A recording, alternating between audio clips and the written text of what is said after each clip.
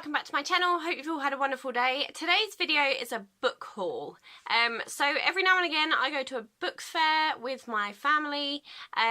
This one was just a small Samaritans book fair and I got a few books that I'm going to share with you guys. Next month is a massive NSPCC, I believe, book fair. Is absolutely huge and I am so excited. So yeah, I'm just going to show you what books I got and tell you a little bit about them. So before I get into the video, I just want to say I'm sorry I haven't really uploaded a lot recently. It's been so hectic with the house and moving and then not moving. It's been a nightmare. Anxiety levels are like... so yeah, I will get back to normal uploads soon. But yeah, so I have something to share with you today. So the book fair is in Colchester. It's at a really cool, like Samaritans place.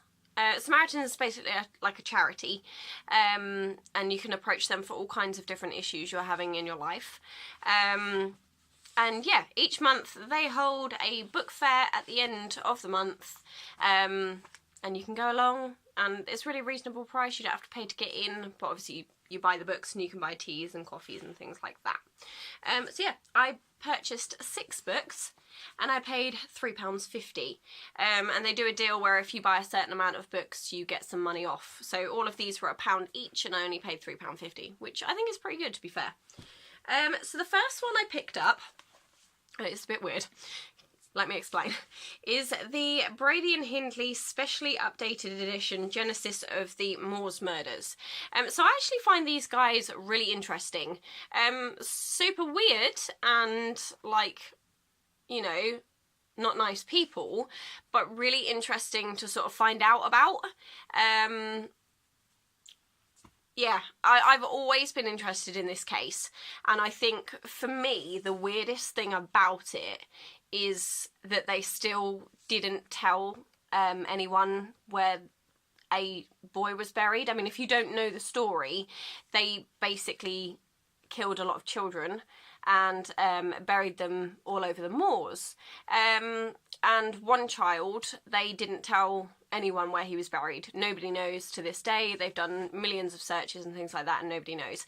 And unfortunately, these two are now dead, so they can't tell anyone where he's buried, which I think is insane. I think, you know, if there was going to be a way to redeem yourself, to not, you know, not redeem yourself, but like the one good thing that could have come out of all that, and you chose not to do it. So basically, this just says that Brady confesses to more murders and claims Myra Hindley was involved. On May 6th, 1966, at Chester... Oh, I've got a funny word. Ian Brady was sentenced to life imprisonment for the murder of 2 children and a 16-year-old boy. Myra Hindley, convicted on 2 counts of murder, was also sent to prison for life. Brady and Hindley is the first reappraisal of the infamous Moors murders in 20 years. It draws heavily on a unique series of interviews with Brady, the first such interviews ever given to an author by a mass murderer in his cell. Brady claims that Myra Hindley assisted in the killing of 16-year-old Pauline Reed and that David Smith, the youth who led the police to the killers, was also involved. Led the author into a thorough new investigation of the Moors murders and their background. So I just thought this would be quite an interesting read. I'm a nightmare at the minute for picking up books and not finishing them, so I'll let you guys know in my sort of favourites and fails videos how I get on with certain books and things like that. So yeah, this is the first one I picked up. Next is one of my favourite Christmas films, and this is A Christmas Carol by Charles Dickens. I love the film. I think I've seen pretty much every version. And this just says, go on a ghostly journey with Ebenezer Scrooge. Scrooge is a mean old man with no friends or family to love him. He's just so miserable and bitter. One freezing cold Christmas Eve, Marley's ghost pays Scrooge a visit, and an eerie nighttime journey begins. The Christmas spirits are here to show Scrooge the error of his nasty ways by visiting his past, present and future. Will Scrooge learn to love Christmas and the others around him? So this is a Puffin classic. Again, it was £1. And I just thought, you know, I love the films. I'm going to give the book a go. So fingers crossed it's It's good. Next up is a book by Paige Toon. I love Paige's books. I've read quite a few of them. And this one is called Pictures of Lily. And it says, I think of you then, I think of you every day, but usually in the quietest part of the morning or the darkest part of the night, not when my boyfriend of 2 years has just proposed.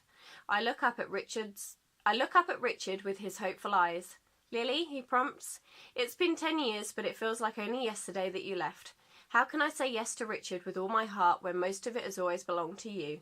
I take a deep breath and will myself to speak. 10 years ago, when Lily was just 16, she fell in love with someone she really shouldn't have fallen in love with. Now, living in Sydney and engaged to another man, she can't forget the one that got away. Then her past comes back to haunt her, and she has to make a decision that will break her heart and the heart of at least one of the men who love her. And I just thought that sounded really good. Love a chick flick. And yeah, Paige's books are really good. They're always quite gripping. So yeah, it's another one. Next up, it's a bit of a funny one. When me and my sister were younger, we used to watch the Rosemary and Thyme series religiously with Felicity Kendall and Pam Ferris. They were our favourite, along with Midsummer Murders. And when I saw this book, which is a Rosemary and Thyme mystery, I knew I had to grab it. Yeah. I love the programme, and yeah, I just had to have it. And this says, Rosemary Boxer and Laura Thyme have been commissioned to restore the Elizabethan garden at Abbottsley ancestral home of the Frasers. The setting is idyllic and the task a welcome challenge, but everything changes when Rosemary witnesses an accident that leads to the death of one of the Frasers, and is called to testify at the inquest. When forced to tell the whole truth, she admits that there is some impossibly conflicting evidence. Then, when a second lived-in resident is found dead, Rosemary and Laura are convinced there must be a link. The two manage to combine their work on the garden with some unofficial inquiries, but will the horticultural sleuths search for hidden secrets that lead to their own watery graves? There's carnage amongst the carnations and murder amid the marigolds, but in memory of water, the third in the Rosemary and Thyme series, the dynamic duo once again prove themselves as an adept at hunting out a killer as they are at tending the herbaceous border. So this is the third one. As I just said, I'm going to be looking out for the first one and the second one, and hopefully more in the series. So when I go to the big book fair next month, these are going to be on my list. Next up is The Ruby Slippers by Keir Alexander. I hope I pronounced that right. I've not read anything like this before, but it says, Old Rosa, the bag lady, shuffles along the streets of New York, stinking, silent and shunned. After she suffers a terrible accident, her nephew Michael is called upon to visit her squalid apartment, and from in amongst her reeking piles of junk, he unearths something that hints at a Rosa he can barely imagine. An original pair of the ruby slippers from the Wizard of Oz. The slippers soon become an irresistible beacon to the misplaced hopes and darkest desires of friends, family and foe. But who will stop to learn the remarkable story behind Rosa's ruby millions? Bursting with atmosphere, intervention and an unforgettable cast of characters, The Ruby Slippers is a sweeping tale of hidden treasures, forgotten histories, lost connections and the search for real meaning. So I just thought that sounded really cool. Bit of a link to the Wizard of Oz there. Which is a fantastic film, and I thought, you know what, I'm going to get it. Then the last book isn't one I would normally pick up, but I was sort of gripped by the storyline that I thought I'm just going to have to get it. This is called Nightwalker by Sebastian Fizid, or Physic, maybe? Yeah, so like I said, this isn't one I'd normally pick up, but it sort of gripped me from reading the blurb. And it says, Leon Nada suffered from severe insomnia as a child. His night walking even caused him to be violent. After extensive therapy, he was cured. Or was he? Now an adult, Leon wakes one morning to find his wife Natalie hastily packing a bag. Bruised and evidently scared of him, Natalie runs out of the door and disappears. Confused about what has happened, Leon begins to wonder if his night walking has started again. Fitting a motion-activated camera onto his forehead to record what he does when he sleeps, Leon makes a shocking discovery. There's a hidden door in his apartment which he never knew about. As he descends into a nightmare somewhere between sleeping and waking, Leon discovers that there's a fine line between reality and dreaming, but sometimes waking up isn't an option. So yeah, I thought, that sounds different. We'll give it a go. So yeah, they are the 6 books I bought today. I'm going to add them onto my Goodreads profile, so you can follow me on that. I will leave a link to that in the description down below if you want to. Like I said, at the minute I am a bit rubbish at keeping up with books. I did start Water for Elephants, but I really wasn't that taken by it. I think I got about 6 chapters in and just really wasn't like interested. I'd watched the film and I absolutely loved it, but the book was just really difficult to get into, so I've moved on to another one, which has been quite good, but like I said, with everything going on, it's been mad. Anyway, so I hope you enjoyed this book haul. If you did, then please give it a big thumbs up and subscribe to my channel.